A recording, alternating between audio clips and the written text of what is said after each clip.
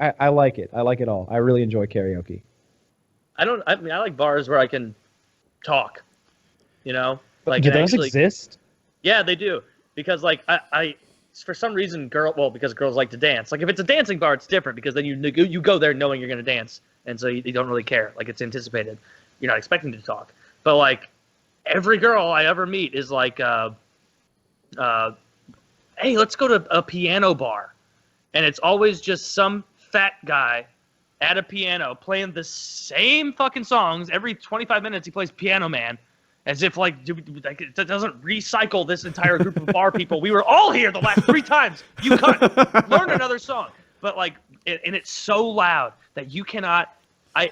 If you were right here with me, I'd have to turn your head and yell into your ear to get any attention. I hate that. Which is why when I go to bars, like I like to always intentionally pick ones where it's a little quieter, like not totally quiet, but enough that you can have a conversation with a chick without like every 2 seconds like having to decide like, oh, is it worth saying what again, or should I pretend I understood what she said and take an easy response back? That's crazy. I'm not sure it exists, but my ideal bar is like Central Perk, right? Yeah, like a couch with a coffee table where you can hear each other, right? That's not a bar though. Well, if you like it though, a bar would be like Central Perk, and that's what I'm looking for, and I've never seen it. Yeah, a place where everybody knows your name. That would be a bar though. Yeah, I know. Yeah, but something like not like Cheers, where it's like sad. Yeah, we have all been to Cheers, and we stayed for all of 30 seconds Because we were with all those children.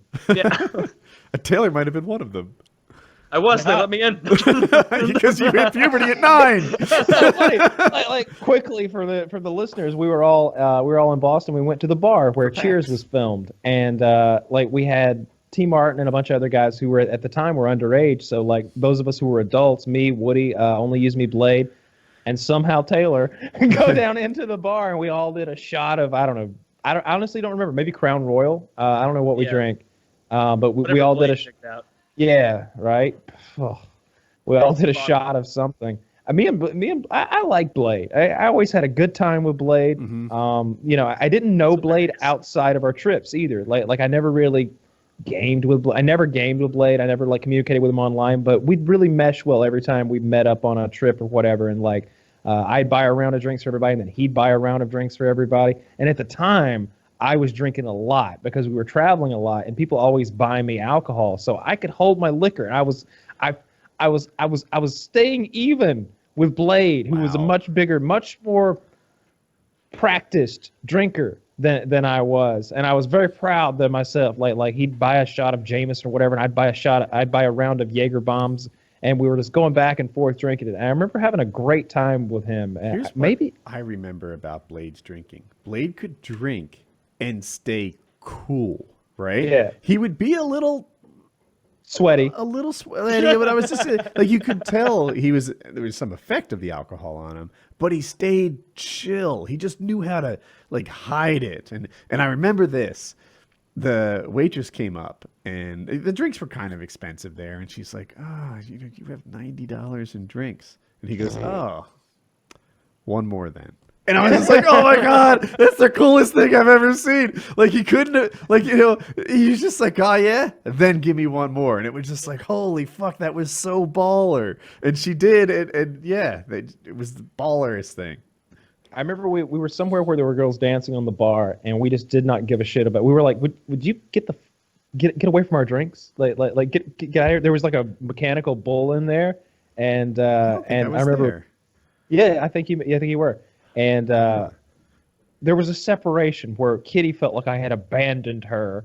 Like she didn't have a way back to the hotel. I might have had the room keys or whatever in my pocket. Who knows? But I was drunk. So like me, ONLYUSEmeBLADE, and White Boy just start walking.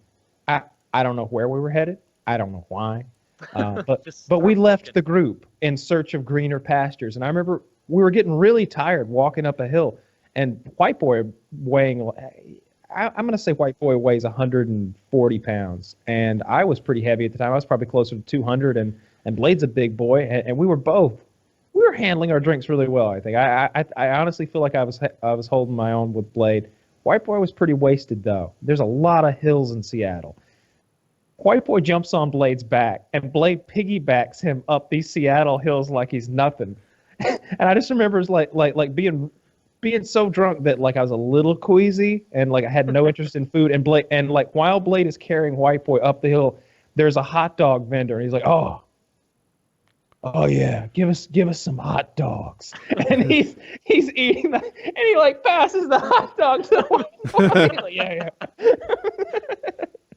And I was like, all right, I've had enough of this, and I abandoned them. And I remember White Boy telling me, he's like somehow we finally got to Blade's car, and he just took us somewhere. And I don't remember how I got back to my hotel room. So they ended up on some kind of a mystical journey, some kind of spirit journey at that point. That Blade's good people. That's what Chiz just wrote. But I've always had a good time with Blade. He's always been really chill, really cool guy, and every time I've met him somewhere, I like Blade a lot. Yep. He's a funny dude.